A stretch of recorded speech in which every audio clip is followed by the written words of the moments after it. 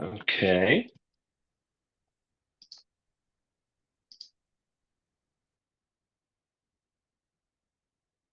Can you still hear me, Tara? Yes, I can. Should I just start? Is everyone let in? Let's see, the attendees are filtered in right now. Yeah. Let's see if I can move this bar somewhere. No, I'm not going to mess with it.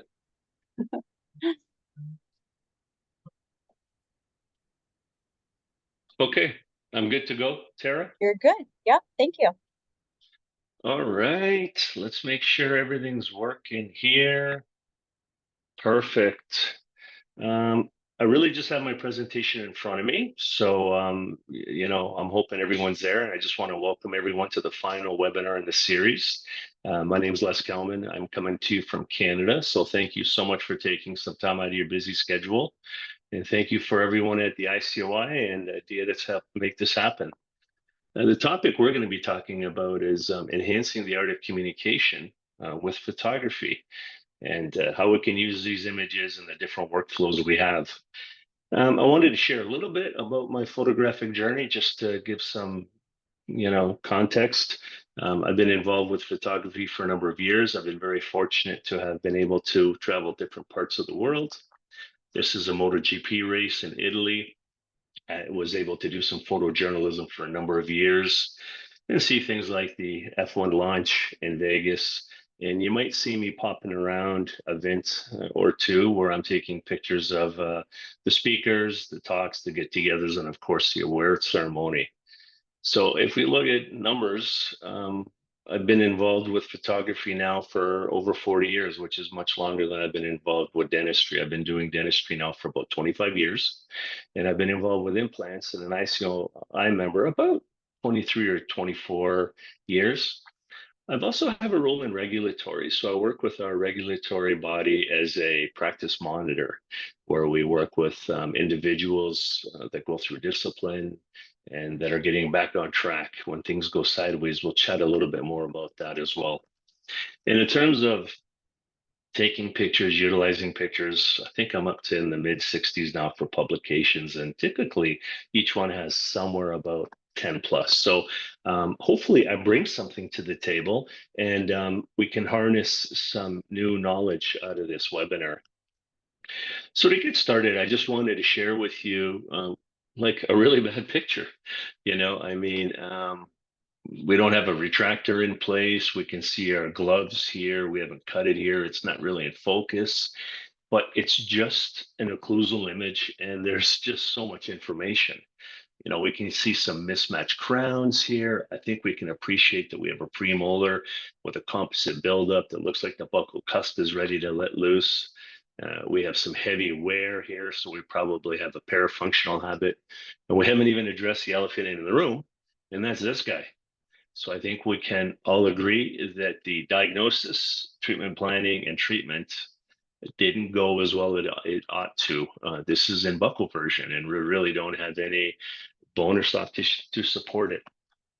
This can be a nightmare for the restorative dentist. And so, just by taking that picture, we really can appreciate the importance of photography in dental communication. It's almost better than an odontogram. It solidifies what's going on at a point in time. And I wanted to, talk around communication because communication can make or break our day. It's a very complex art and science, implant dentistry, and it's difficult to convey that message. And if we don't communicate well, that's one of the main things that leads to complaints. And so I wanted to give a little bit of background about patient complaints behind this, because every day we do the best job we can, but it only takes one to make the day south. So we should be aware of what's out there. Now, if we look it up, um, it's quite subjective, a situation that is unsatisfactory or unacceptable.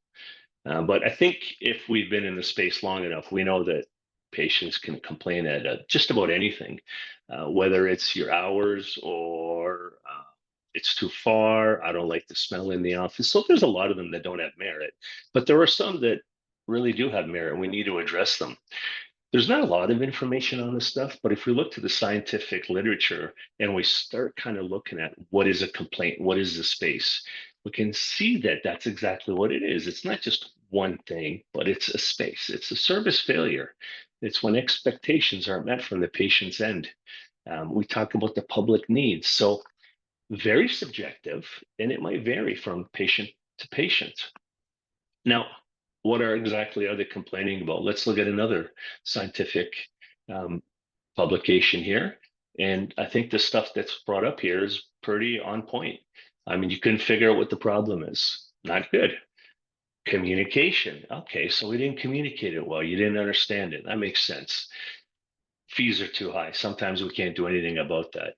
And then adverse incidences that happen during treatment. Those do happen and they're unfortunate, but it's just part of our space. I'm highlighting everything where I think photography can improve our workflow. And that's why you see communication highlighted there.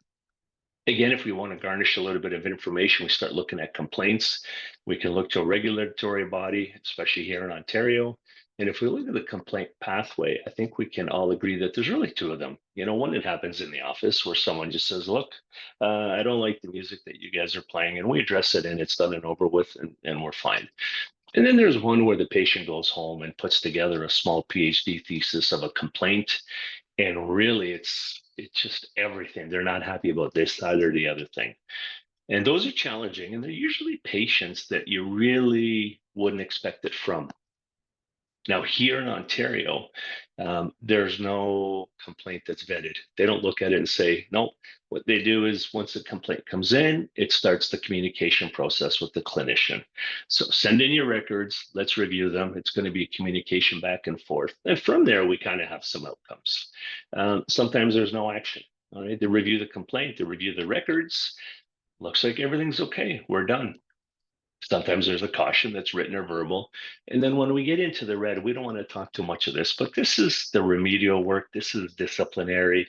We'll just touch this on a little bit. But the important part here is that we already have a stressful day. It just makes things more stressful. In the unknown red path, we're really talking about things like professional misconduct, incompetence, things that are referred to a disciplinary committee. And these are challenging financially, professionally. It takes a toll on you. So let's stay away from those ones, but we should be aware of what they are. So this particular study, if we look at complaints, we had a 10-year time frame. And when we looked at a number of complaints, we wanted to see, well, who complained? Well, typically it's your patient. So your patient is going to come in and be upset about this, that, and the other thing for a variety of reasons. But we're starting to see that it's other people, like a family member, a third party like dental insurance. So they're really watching what we're doing for machine learning and AI in terms of billings, and other dental professionals. So what kind of stuff are they complaining about? Well, typically half of it's about clinical care. And then we have about 30% that's relationships and conduct, and then management and access. Let's break these down just a little bit to see what's there. So we look at clinical care and treatment. All I'm doing is I want us to focus on the highlighted one in yellow. So if we're looking at diagnostic errors, photography just plays such a role to help us document what's there. We do odonograms, we do documentation, but we're human. We have errors, we make mistakes. So taking photographs is a wonderful image in time, like a timestamp. If you look at management and access, records. I mean, we'll talk in a sec, but photography plays an important part of records. And if we look at relationship and conduct, we're talking about things like the accuracy of the information we have, the communication pathway. Please understand that we all have a very specific and specialized level of knowledge. Our patients don't. I think I read a study that the average reading comprehension for a US adult is grade 5. So we have to put it into context. And then confidentiality and consent, and we'll touch on those as well. There was another study that came out of the British Columbia, and they also looked at some complaints, a number of them, and they looked at 230. So 162 were closed without doing anything, which is great. 45, this is needed some action. And then 23, about 10% went to discipline. And again, these were the ones we said were a little challenging.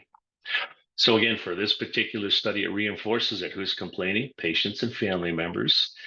but then other healthcare providers, not other dentists, insurance companies. So be aware, we're being watched, and especially on social media, things that we're posting and things that we're saying, somebody is keeping an eye on that. So if we wanted to have a peek at some of the ones that are closed without any formal action, what are we talking about? Again, highlighting in yellow where photography can play a critical role, improving their records, capture all discussions with the patient, document. I think we've learned now that if we don't document it, it hasn't occurred. So whether it's a treatment record, progress notes, whether it's an informed consent, it needs to be documented. And that's important moving forward. Some of the complaint themes that we saw as well, variation in treatment plans. So we've seen this before. I think it's very important to establish a list of diagnoses and treatment options. And then from an informed consent, we can then come to a treatment plan based on patient specific requirements. But this can be challenging with multiple practitioners at one office. So we just want to be mindful of that. Role of the office staff, I mean, team approach. We want to make sure that we are not delegating things that auxiliary are not allowed to do. And you should stand up for that. If you feel that certain things shouldn't be delegated, please voice your opinion. So if we look at what are the outcomes of these complaints, we have an unhappy patient. And if they're complaining about something like the music's too loud, we turn it down and they're happy. Perfect. If they put in a complaint, we might have some sort of recommendations, and that usually doesn't sit great with the dentist, clinician, the staff, or the patient. And then if we're talking about things that are a little more severe that goes to discipline, well, these can be hearing, there can be financial issues, and then this can move on to litigation. So definitely a place that we don't want to go. So how do we prevent these complaints? Obviously, we're going to use photography, but I like to think of these patients that complain more like a UFC fighter. So they're pretty charged, they're pretty angry. So that's the acronym we're working with. So really, we should be understanding everything. And what I mean by that is understanding the procedure, understanding the patient requirements, understanding lab results. That's really the role before we render treatment. And really treating every patient like a family member you love, not that sister-in-law that you despise or the brother that you don't, but treating everyone like your own. And then the last thing is the communication is such a critical part of really every aspect. Again, please be mindful of limited knowledge from patients. Sometimes patients will just say yes, stay silent because they might be embarrassed that they don't know. They might have been lost along the way. But it's our duty as a team to provide a proper information in lay terms so that a patient can consent to treatment. And so that's a critical part of what we do. So records really form the backbone of what we do. Our chair time is so valuable. When we see a patient, we bring them in. We have to do the face-to-face. We do our clinical exam. And from that, and based on what they're looking to have done, we decide what records we need. So if it's just a incisal edge that needs smoothing because there's photos coming up, sometimes a clinical exam is all we need. We render treatment and then we're done. If someone wants to come in and have a smile makeover, we might need to render a lot of records, really understand what kind of aesthetics that patient is concerned about, what kind of outcome they're looking for, because we don't want that subjective complaint. So we have a lot of things at our disposal. Two-dimensional radiographs, we still take these, bite wings, periapicals, panoramics, three-dimensional imaging. We can take impressions, models, whether we do these through analog or virtual, but it just gives us so much information, as we'll see shortly. And then virtual simulation, we can now simulate the treatment and kind of have an idea of what the outcome is through a nice digital workflow.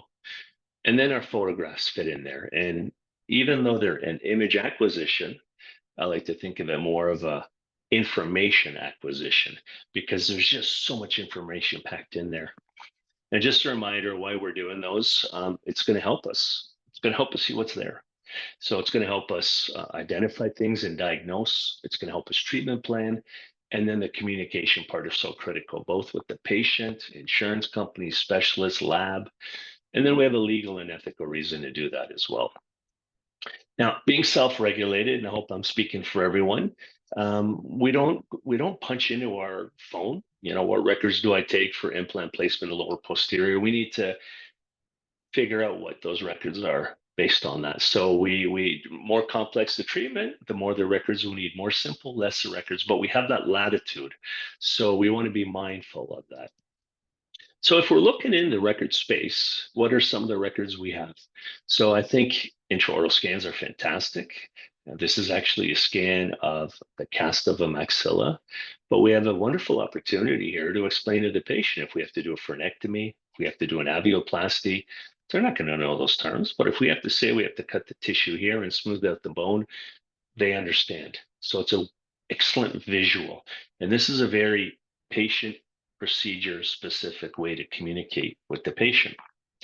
We also have facial scans now, where now we can bring the face into play. Uh, we can do this even on our smartphones. This is a two-dimensional STL file, no color, but we're starting to bring color into things. And now we can bring in things like, where are the eyes? Where's the occlusal plane? How do we set things up? We can start merging scans. If we have a virtual scan and a three-dimensional radiographic records, we can start merging them. And we can start virtually planning these like prosthodontically driven implants. And then we can start planning these virtually.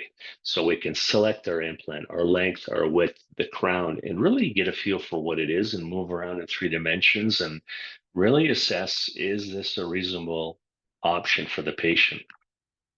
There are just so many novel applications coming out these days. So this is a nice one where you can merge your scan. You probably notice with the scan, we really don't always have a level to it. So this way we can level it out where we frame it with the face. So that way we can get the aesthetics on point. And then I'll end with records with again, kind of a really bad picture, but boy, is there a lot of information in here. We just have the upper lip retracted. We have a lot of information here. We see a lot of crown and bridge work that's been done. We see limited interocclusal space. We see a lot of wear of those incisals, so there's probably parafunction. And then we'll jump to the obvious thing last, that's a fractured tooth. So I think we can all agree that, I mean, even if we did endo, post and core crown lengthening crown, prognosis here is going to be poor. So we have to look at other things. So what a remarkable way to just capture an image that just has so much valuable information in it. We can really start advocating for the patient and then really putting the patient's needs first. And that way we can have a patient-centered approach for care. And this is really about bringing together more than just the patient, bringing together the team, bringing together an interdisciplinary approach where we work with the specialists, we work with the technicians, we work with their auxiliary, we might work with physicians, and just making sure that we're managing this patient properly.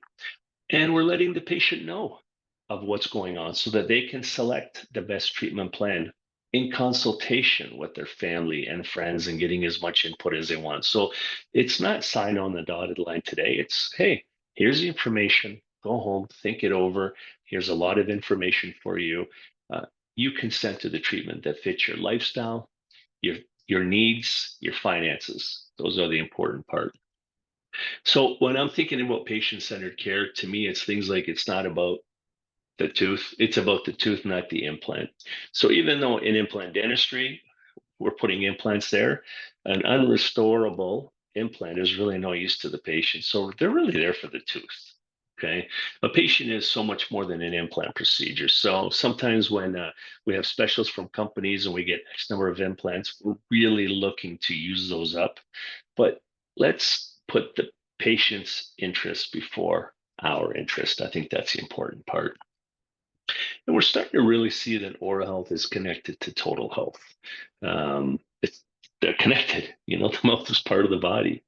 If a patient needs an organ transplant like a liver, the dental team is critical. We have to sign off on their oral health so that if they do go through a transplant, it's predictable. And we start seeing that it's also connected to well-being. So when we improve someone's smile, when we improve their oral health, we improve their well-being. But when we do a crappy job, we really impact their well-being. So why would we use photography? Well, our time is very valuable. It's difficult to convey messages, but a picture is worth 1,000 words. It really is. The visual aids help with patient communication in the diagnoses and recommending treatment, which increases the patient awareness, helps with the communication.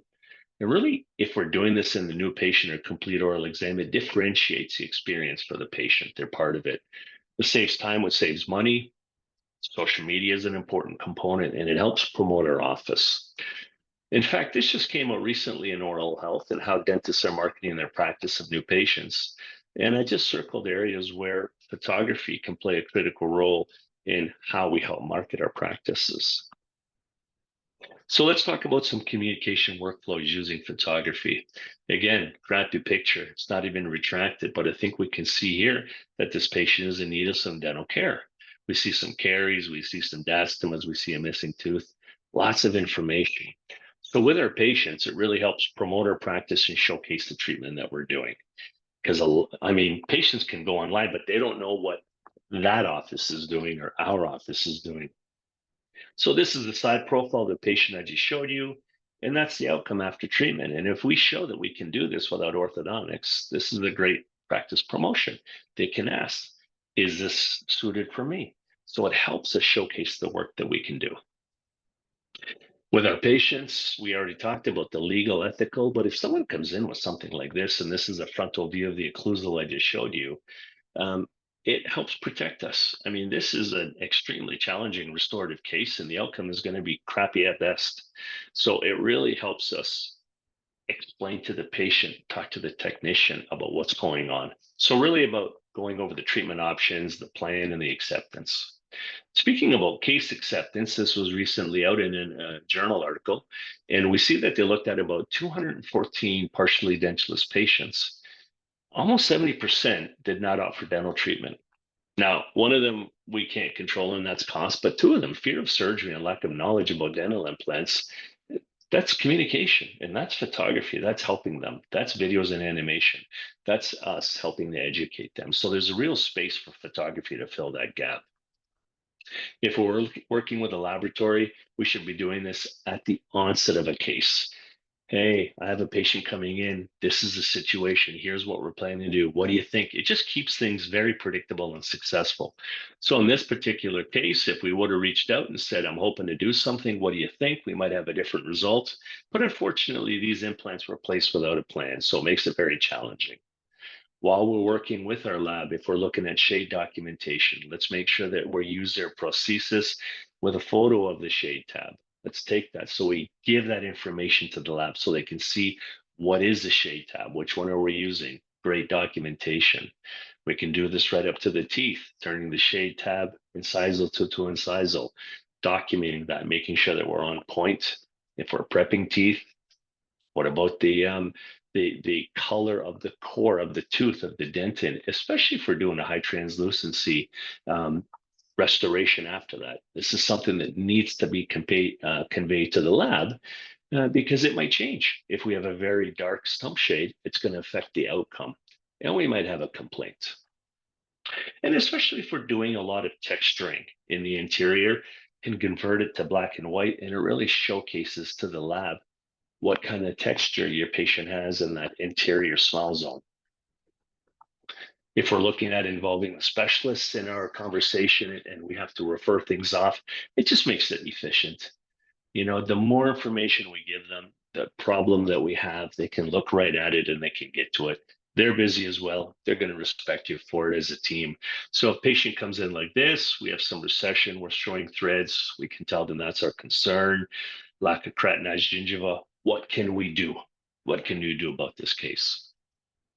Another one is insurance. We're doing predeterminations all the time, and sometimes insurance companies will say no.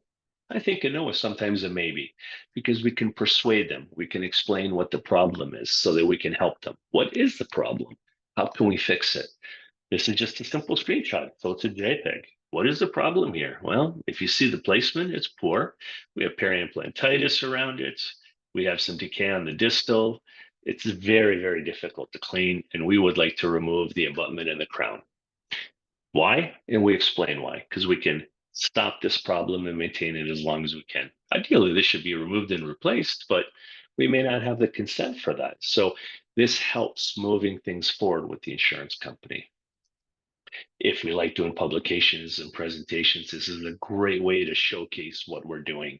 Um, Novel techniques, surgical procedures, it just really shows it. This is an older all-on-5, and this is a milled bar overdenture, so the denture would just fit on top.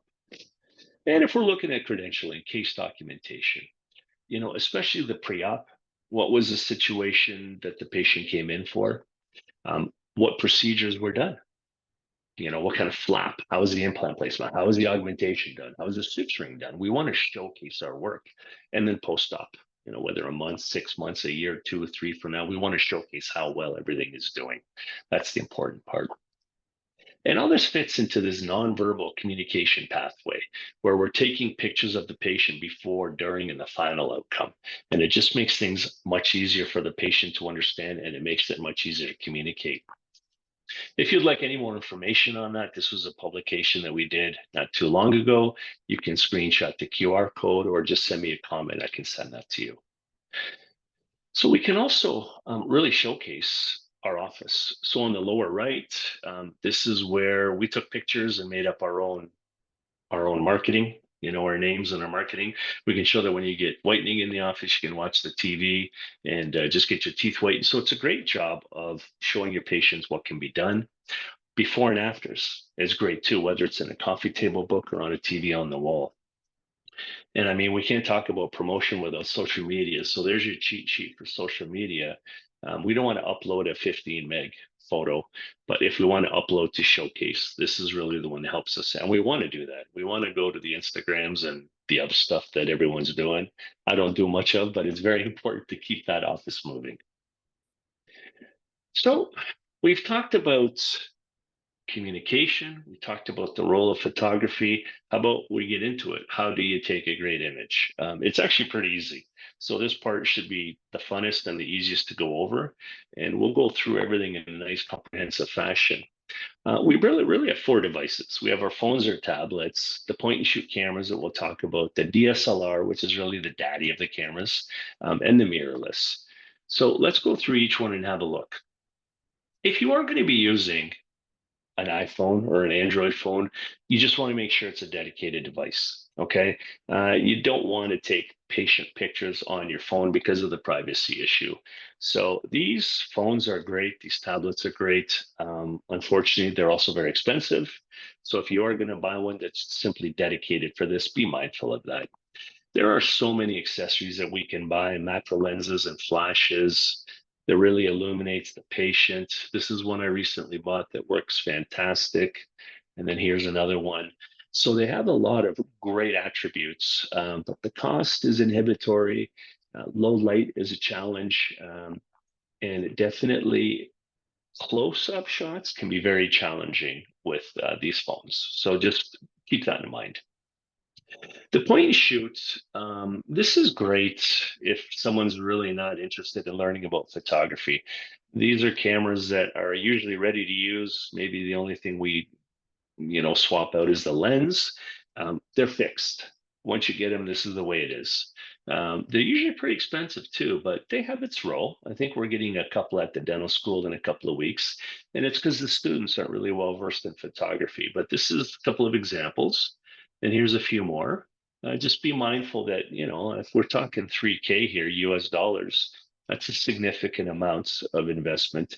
And it does have a lifespan. I mean, as megapixels increase, this will probably not be modulated. What you see is what you get. Now, the DSLR. I mean, this is what I use when I do MotoGP races or when I'm walking around in the ICOI. This is the best. This is the Lamborghini of cameras, but there are some issues. It's heavy. It's very, very complicated. And it's expensive. And just keep in mind that it's a single lens reflex. So that means that the light comes in and kind of does how's it going and out the front. And that's why the body's so thick. But I think everyone knows what I'm talking about here. This is where you have the camera, the lens, and the lights, and the big and clunky. But now we got to get into talking about cameras. So we're going to talk about looking at camera bodies. What kind of megapixels do we want? What kind of lens are we looking at? Does it have macro capability? Do we need external lighting? Memory card, how big do we need one? And look at the transition from World War II. Good thing we're not using these in our clinics. So this is a standard one. This is an older one I had. Just beware if you get into this space, it's a pretty heavy domino effect. So if you buy a new camera, you're probably going to need a lens as well, and probably a flash, and then probably a card, possibly a card reader. And what I found out many years ago when I ended up getting all new equipment is I need a new computer. My computer just wasn't downloading that volume of images. And so I just needed to upgrade, and that can run a lot of money. Okay. So if we looked at a little bit of perspective on it, this is roughly about 5K for the whole package.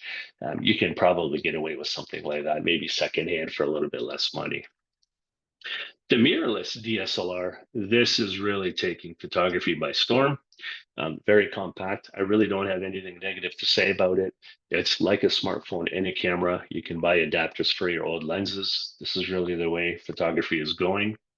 And they're a little more compact because we don't have the single lens reflex. It just goes straight through. So now we can keep things pretty tight within the body. So we're talking about things like a standard body and just a standard lens. This is kind of my go-to. And instead of, if they don't have one, you don't have to do a macro lens. Oops, let's go back one. Instead of a macro lens, you can just buy the magnifying rings. And I'll explain that in a second.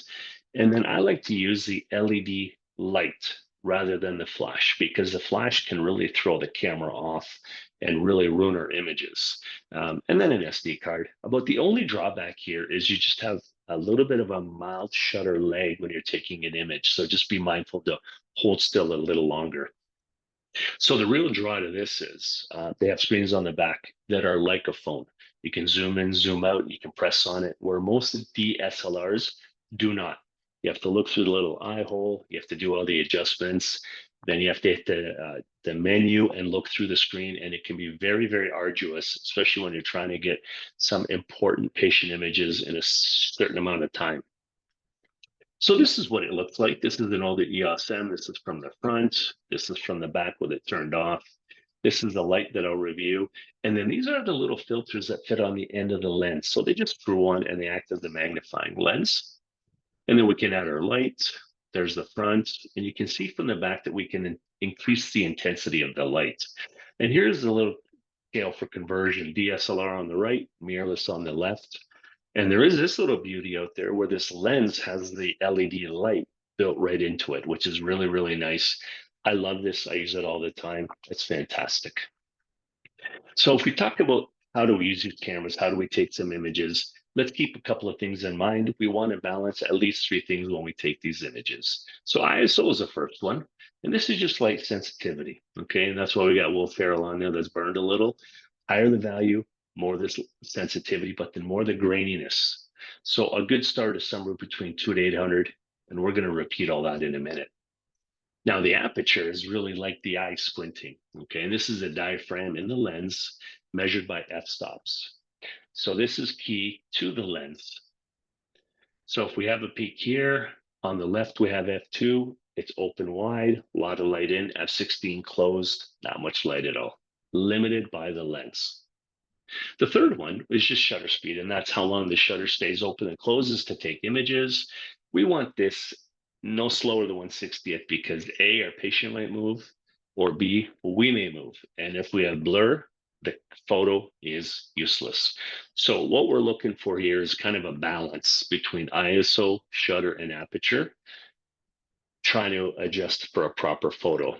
I'll show you a little diagram here that helps. So if you look along the top here, we look at aperture, we can see that everything is pretty well in focus at f32, but that draws out a lot of light. As we increase the size, more light comes in. We have this almost like a bokeh effect, which we really don't want in our images. Shutter speed, we like it nice and fast, but that means we have to have a lot of light. And then in ISO, we want it as low as possible. As we increase it, it gets grainy, but to have it nice and low, we need a light source. So don't panic if this doesn't make much sense, because there's a beautiful simulator that we can see and play around with it. And there's a QR code if you want to screenshot that to take it. And I'm just going to walk you through how this does it. So this is online and it's pretend camera. So what we can do is we can see that we have it on manual.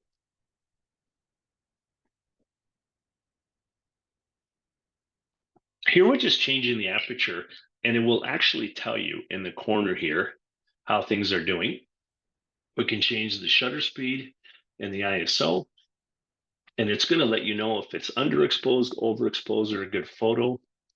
And if you want to click on this, it will give you more information about things like the ISO. So if you want to do a little more learning outside of this webinar, it'll tell you about the digital noise we talked about, or the graininess of the image. So let's just play around a little bit and move it randomly. We're not trying to take a good image. We're just going to see what happens from here. So 1 second, we're going to have a lot of movement here. It's a lot of blur. So let's take our image, and very exposed, very overexposed, shallow depth of field. We got that invisible motion. This is not a good image at all. This is not going to fly if we're going to take one of a patient. But I encourage everyone to go online, play with the adjustments. And after about 5 or 10 minutes with a cup of coffee, it will really start making sense how those adjustments impact your image. And it'll always read out what you've done with it. It'll give you that reading there. It gives you the depth of field as well. So tips, if we're going to take images, what would be some of the tips that I suggest? I think we should always shoot on manual. I really do. You want to keep that ISO somewhere from 400 to 1000.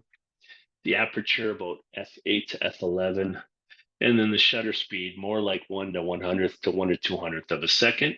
So now we have our camera set up, and now we're going to bring in our LED light and just adjust it, because we have the ability to go low light, high light, so that it fills it in so that things look exposed, and we'll see it in real time on the back. And then use those macro lenses accordingly. So facial pictures, we might not need them. If we go with small images, we might need to bring in maybe +1. And if you're having a really bad day and this doesn't make any sense, just go put it on auto. Another really important thing to consider is we have to tell the camera where it's in focus. So in a DSLR, these are focus points, and you see the one in red is what's in focus. So we have to tell the camera that. It doesn't know, it's just randomly grabbing them and going. So we have to tell it that. In our mirrorless, it's very easy. Once we have it set up, we just touch the part of the picture that we want in focus, and that's where it will focus. And it's, especially if we're just zoning into the teeth, if we accidentally get something in the back, in the posterior, even the soft tissue, it's going to throw your image out of focus. So it's going to be useless. So if we're using smartphones, we want to go manual. And there are lots of apps that are going to drive your phone into that manual mode, and then you can play with them. So let's walk through, how do we take an image? You're all probably doing this anyway, so it's quick review. So the number one thing you want to do is when you're taking an image and you're looking at the back of the camera, you want to enlarge it, because everything looks good in there. So if you see the sign right there, everything looks perfect, it's in view. But if you increase and zoom in, you want to make sure that everything is very clear, because once a patient's gone, we don't have the opportunity to take that image again. We want a lens filter. These camera lenses are expensive. They're coating on the end. So what you want to do is just buy an inexpensive UV filter to protect that. Always clean it after use so that when you use it again, it's ready to use. I'm sure everyone is turning that dental light off anyway. It's hot, it might throw us off. It might not be color corrected like our bulbs. So turn it off and just use the lighting from the camera. That would be the best bet. You probably see now that I really like the black background. There's lots of ways to do this. You can grab some cardstock and frame it, or you can have just a cloth. I just like it because it really draws contrast to what we're doing. So that case that we saw where we did the splayed teeth with anterior crowns, this is the setup if I need to do a really quick setup in my office. This is a 3D printed implant bar in that setup. And once we crop it, it actually looks pretty good. So that black background really just absorbs a lot of light. It really makes that image dance. You can pick up these little kits. This is just like 2 feet high, 2 feet wide. You can get these on Amazon. They collapse down. You can have different backdrops. They're like $40, $50. But it really does a good job of illuminating what we're looking at. So this is a cast of a patient just prior to the restorative phase of implant dentistry. And we can see that the position of that implant is pretty favorable. So it looks like we did our work with the diagnosis and treatment planning here. These are some 3D printed tri-indentures when we're doing rehabilitation with dentures prior to implants. When we're taking these photos, retraction, we just have to get those lips and cheeks out of there. So there are a variety of devices. I actually like cheek retractors because they're pretty nice. And sometimes we can enable the patient to help us out. But there's things like the lip retractor as well. They can come in different angulation to smooth things out of the way a little bit. These are cheek retractors showing that milled implant bar that we talked about, resting on 5 implants where the denture sits on top. And this is that case again from the front where we're really showing what's there, but we see that we have that retractor on the lip. Now, occlusal views, this can be a little challenging. This is where we're utilizing dental mirrors, and they have to be dental mirrors, and they have to be meticulously clean because if anything gets on them, they're going to be in our image. So they have to be very clean. And when we're taking them, we're actually taking an image of the mirror, not the occlusal surface. So if we're setting the patient up, this is what we're talking about. There's the mirror, which is the silver part. And then we're going to be taking a picture of the reflection. So it's everything in the mirror. And we can crop it out later. But here's a not bad one. The fingers are there, but we can see a nice robust maxillary arch for rehabilitation. We have a patient here with some implant supported crowns with some heavy wear where we've lost of porcelain. And quadrant buccal views, I'm not a big fan. Usually I'll be able to get a direct view, but if we're going to use that, we're going to use that specific dental mirror to retract the cheek. And again, we're shooting into the mirror to get that image that we want. And that's just a surgical stent. If we're working on the interior views, to get that nice black part, we can use contrasters. And most of these are very malleable. We can bend them. We can bend them in whatever way we want so that we get that black kind of background behind those interior views that we have. Just a note on the required views, obviously you're going to use your professional judgment as to what you need based on records. But if we're working for any kind of accreditation or any requirements, be mindful of what kind of images we need to work forward. Okay, there are some must-haves in case someone is with the American Academy of Cosmetic Dentistry, things like this. They always recommend certain images, and once our patient is there and the images are done, we just can't go back in time to take them again. So be aware of that. So let's talk about the digital workflow a little bit. We've talked about the role of photography and communication and how it can kind of minimize or mitigate complaints. We talked about different cameras and how to take an image. What do we do with when we have those images? Well, every time you're taking an image, it's going to log your ISO, aperture, and shutter. It's going to have that in there. So if pictures are not turning out, you can just look at the image file to see what went wrong. So this is typically what most images will have.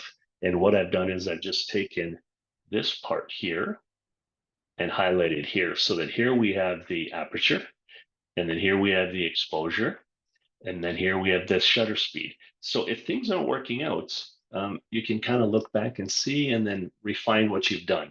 When I was young and I was learning how to take images, I had a logbook because I had a manual camera. So there was nothing that was automatic. So it was just learning by trial and error, and it was a lot of fun. So in terms of organizing and editing our images, we have a lot of software programs: Photoshop, Lightroom, iPhoto, Luminar. iPhoto is just part of our package if we're with Mac, but I just want to touch on a couple, and that's Lightroom.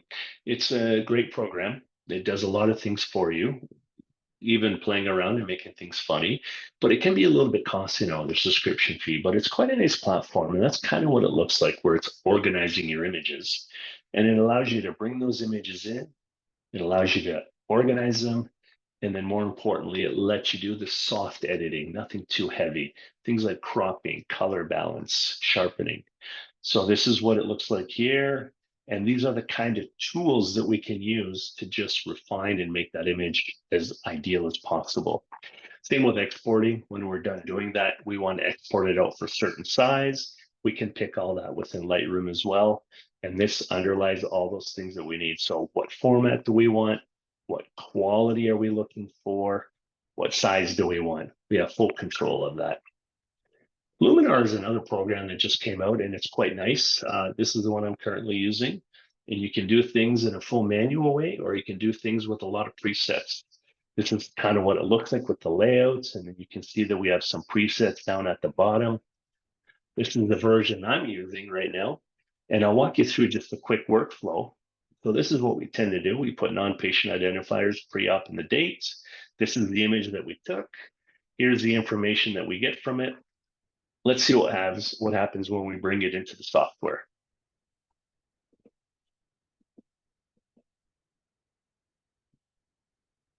So we're selecting to import that file. These are all the different presets that we have on the right-hand side we can pick from.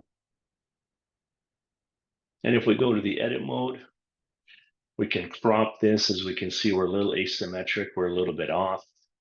You can do free crop, or you can pick presets, especially if you're doing social media. This is really nice.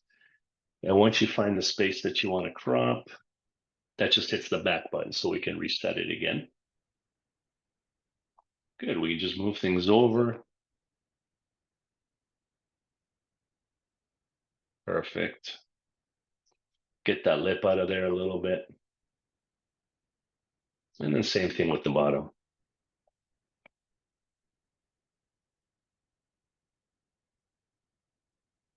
And then you can move it within your frame a little bit just to get things ideal.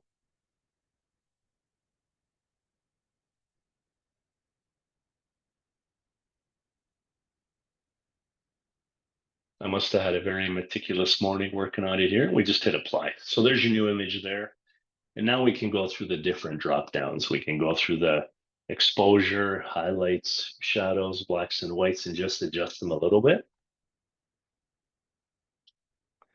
And then when we're done doing what we need to do to this image, you should give it a totally different label. So it's still the acronym for the patient, it's still the date, but they should be edited so that we know it's edited, so it's a separate file. So we would have the pre-edited, and then we have the post-edited. This is really important if you're doing publications or presentations. Sometimes they want the raw image to show that you haven't touched it up too much. So I'm just kind of running through everything here. I don't think we need to see it all. I'm going to fast forward to see if there's anything left. I just wanted to do the export for you. Yeah.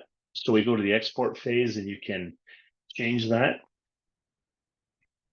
Just do an underscore edited. And again, you can pick, you want it sharpened, what size do you want it, what kind of pixels per inch do you want, full control. And then that's kind of the final product that we have. So very, very nice workflow. When we're editing, it's okay to just idealize things or maximize them, but just be mindful that we don't want to lose the true importance of that image. So for instance, we don't want to over whiten it to look like it was bleached. It's a record. It's a patient record. So we have to follow the rules, okay? Just do very minor things. In terms of image delivery, what's the workflow? Well, if we're using those devices that we talked about, they're going to be on the device. I'm not going to talk about those. I think I'm going to talk about things like cameras that have cards. So we take the card, we put it on our computer, we pull the image off. We're going to bring that in. We're going to edit it. We're going to put it back up. We're going to erase the card and put it back. Those images on our computer should then go on a hard drive, and we should erase our computer.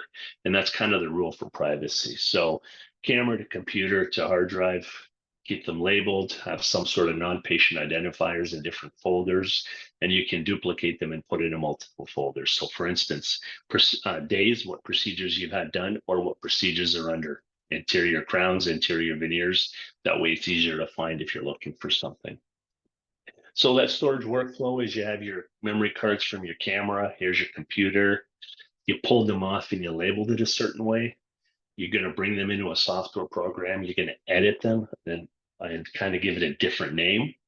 And then we're going to put those on a hard drive. Okay, we're going to put all those images on. And then what we want to do is delete the images off our computer and delete the images off the card. So you'll probably have a few cards going at different times. In terms of disinfection, this is costly equipment. We have to maintain infection control protocols.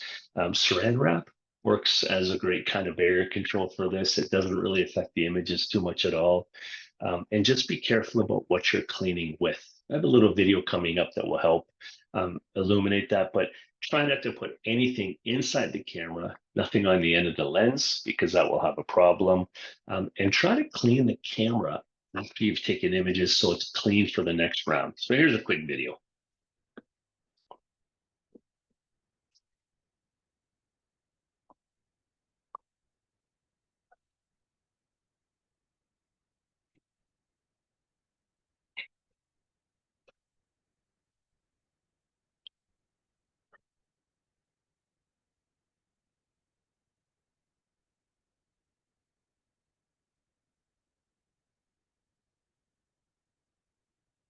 Yeah, the exterior parts is such an important part.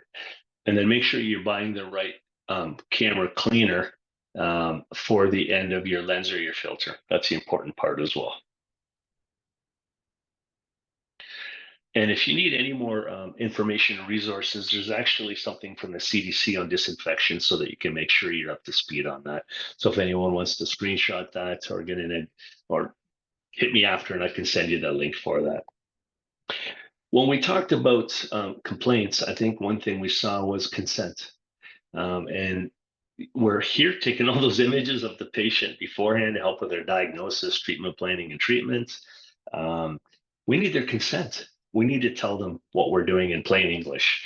So a consent form is mandatory. Let them know what you're doing it for. If you're doing it for a publication, let them know. I used to give the publication to the patient, and that was a practice builder. It really helped them. But they didn't know what the images are for. If they're going to be facial images, you're going to block out the eyes, that kind of thing, so that their identity is not revealed. So I just wanted to go over a couple of extras that I think are really important to hit on. And this is if I find that everyone really likes their iPhone. And so if you don't want a dedicated iPhone, there is a way around that. It's called an iPhone peripheral camera. It's called the DxO1. I believe it's discontinued, but it's a charm if you can find one. It works fantastic. And what happens is this camera plugs into your phone. So there's your phone acts as the screen and the camera plugs in. And the specs behind this are pretty amazing.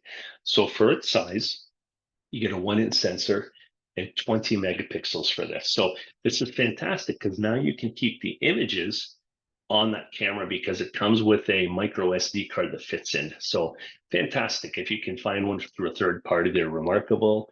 To give you an idea of who DxO is, DxO actually gives rating to other cameras. So they're in the space. They know what they're doing. I have to talk about special cameras just a little bit. We're talking about the 360 cameras, ones that give that immersive image. I think they're very valuable in promoting your office, and they're a lot of fun. You can also incorporate that with a VR headset and really show them a really interactive experience on some of the treatment that you might provide or be part of at least. So this is a dated 360 camera, but it has the same idea. And this is just an image here.